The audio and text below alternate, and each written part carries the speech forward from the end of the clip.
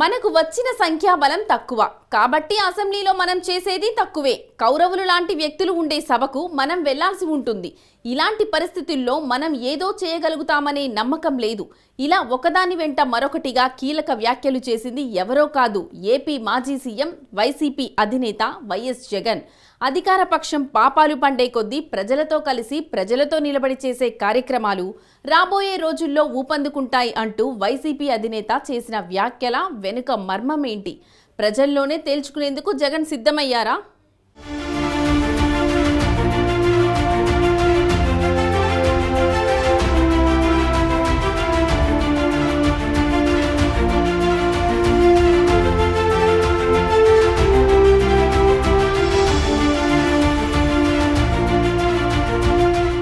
సార్వత్రిక ఎన్నికల అనంతరం తొలిసారిగా జరిగిన పార్టీ విస్తృత స్థాయి సమావేశంలో కీలక వ్యాఖ్యలు చేశారు మాజీ సీఎం వైసీపీ అధినేత వైఎస్ జగన్.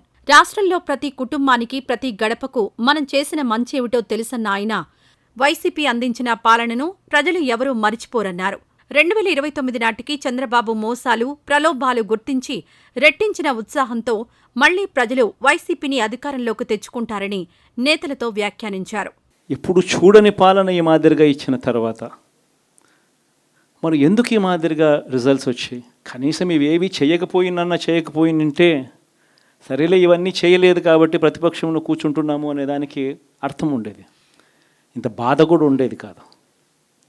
కానీ ఇన్ని చేసిన తర్వాత, ఎప్పుడు చూడని మార్పులు తీసుకొచ్చిన తర్వాత ఇటువంటి రిజల్ట్ చూసినప్పుడు నిజంగా బాధ అనిపిస్తుంది.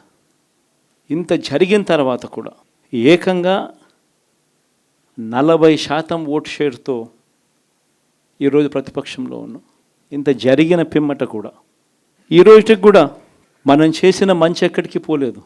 మనం చేసిన మంచి ఈ రోజుకి కూడా ప్రతి గడపలోనూ కనిపిస్తుంది. ప్రతి కుటుంబానికి తెలుసు, ఇంతకుముందు గతంలో ఎప్పుడు జరగని విధంగా నా కుటుంబానికి, నా ఇంటికి మంచి జరిగింది, అది వైఎస్ఆర్సీపీ పాలనలోనే జరిగింది అన్నది ప్రతి ఇంటికి తెలుసు.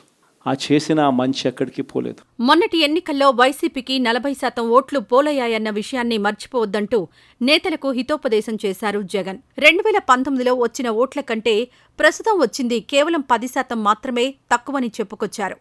అబద్దాలు చెప్పడం, మోసం చేయడం న్యాయం కాదన్న విషయాన్నే తానెప్పుడూ చెబుతానని, 2014, 2019లో అదే నిజమైందని అన్నారు. కాలం గడుస్తున్న కొద్దీ చంద్రబాబు ప్రభుత్వ వైఫల్యాలు బయటకొస్తాయంటూ నేతలకు వివరించారు జగన్. ఈరోజు ప్రతిపక్షంలో ఉన్నా కూడా నేను చెప్తా ఉన్నా, గర్వంగా కూడా చెప్తా ఉన్నా, ఈ రోజుకి కూడా జగన్ అబద్ధాలు ఆడడు, జగన్ మోసం చేయడు. మళ్ళీ చంద్రబాబు చెప్పిన మాదిరిగానే అంతకన్నా ఎక్కువ అబద్ధాలు మనం చెప్పుంటే బాగుండేదేమో, ఆ 10% మనతోనే నిలిచి ఉండేవాళ్ళేమో, అలా చేసి ఉంటే బాగుండేదేమో అని చెప్పి కూడా చాలామంది కనిపించవచ్చు కూడా.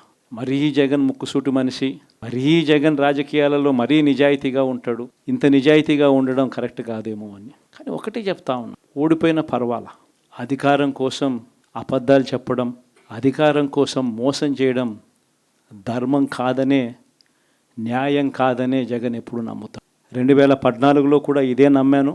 సాధ్యం కానిది సాధ్యం కాదు అని నేను చెప్పాను. చంద్రబాబు నాయుడు ఏమో వ్యవసాయ రుణాలు మాఫీ దగ్గర నుంచి అన్నీ కూడా చేస్తానని చెప్పి, ఆ తర్వాత మళ్ళీ 2019 వచ్చేసరికి చేయక ప్రజలు రెట్టించిన ఉత్సాహంతో మళ్ళీ మనల్ని తీసుకొచ్చారు. మళ్ళీ ఈరోజు కూడా అదే జరుగుతుంది. 2029 వచ్చే నాటికి వచ్చేసరికి చంద్రబాబు నాయుడు చెయ్యని హామీలను, మోసం చేసిన పరిస్థితులను ప్రజలు ఏ స్థాయిలో గుర్తుపెట్టుకుని మళ్ళీ మనల్ని ఆశీర్వదిస్తారు అని అంటే, చంద్రబాబు నాయుడుకు సింగిల్ డిజిట్లలోనే నెంబర్స్ వచ్చే పరిస్థితి కూడా ఆ రోజు కూడా దూరంగా లేదు. ఈ సందర్భంగానే తన భవిష్యత్ కార్యాచరణపై జగన్ క్లారిటీ ఇచ్చారన్న కామెంట్లు వినిపిస్తున్నాయి. మనకొచ్చిన సంఖ్యాబలం తక్కువ కాబట్టి అసెంబ్లీలో మనం చేసేది తక్కువేనని ఆయన చెప్పడం ఇందులో భాగమేనని అంటున్నారు. పైగా అధికార పక్ష నాయకులు, శ్రేణులు జరిపిన దాడిలో గాయపడిన వైసీపీ కార్యకర్తలను రాబోయే రోజుల్లో పరామర్శిస్తామన్నారు.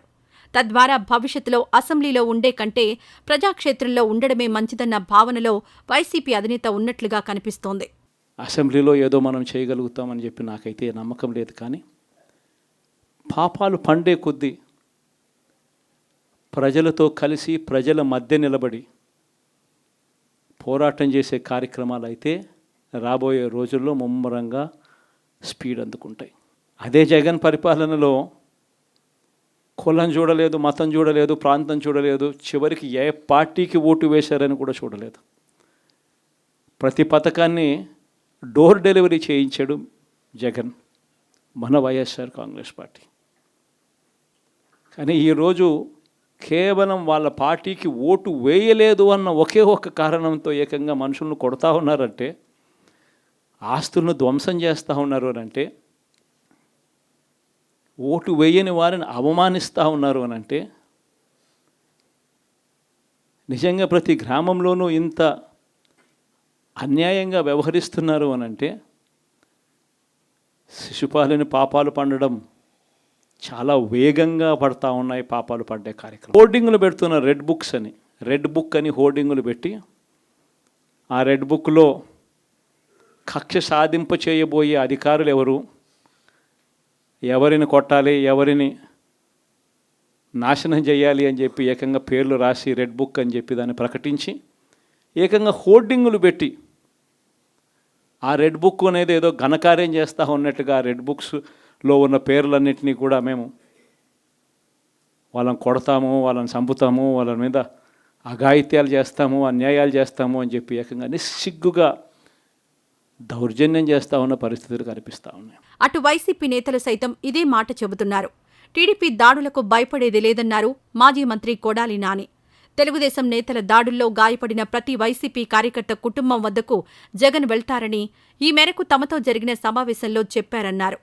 ప్రజల మధ్య ఉండి వారి సమస్యల కోసం పోరాడతామంటూ చెప్పుకొచ్చారు కొడాలి నాని. జగన్మోహన్ రెడ్డి గారు కొన్ని నిర్ణయాలు తీసుకుని మనకి 1,33,00,000 మంది ఓటు వేశారు. అదేవిధంగా పార్టీ కోసం గ్రామ స్థాయిలో కానీ, వార్డు స్థాయిలో కానీ, విలేజ్ స్థాయిలో కానీ నాయకులు, కార్యకర్తలు అనేక వేల మంది, లక్షల మంది పనిచేశారు.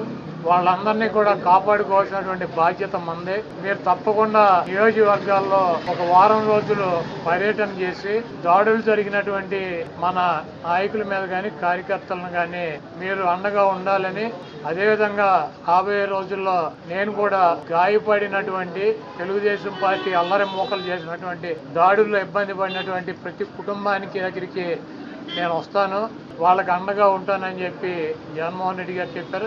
మొత్తంగా గతంలో పాదయాత్ర పేరుతో రోజుల తరబడి ప్రజల మధ్య ఉండి వారి కష్టాలు తెలుసుకుని అధికారంలోకొచ్చిన జగన్ మరోసారి ప్రజల్లోకి వెళ్లేందుకు సిద్ధమవుతున్నట్లుగానే కనిపిస్తోంది.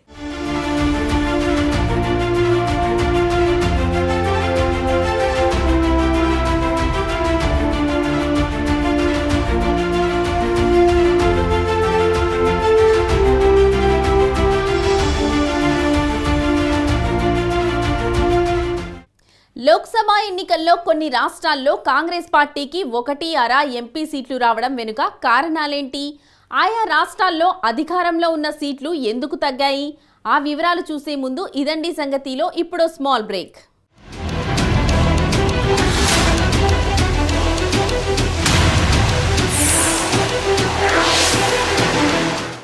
ఇది ఇవాల్టి ఇదండి సంగతి కార్యక్రమం. రేపు మరో ఎపిసోడ్తో మళ్ళీ కలుద్దాం. అంతవరకు సెలవు, నమస్తే.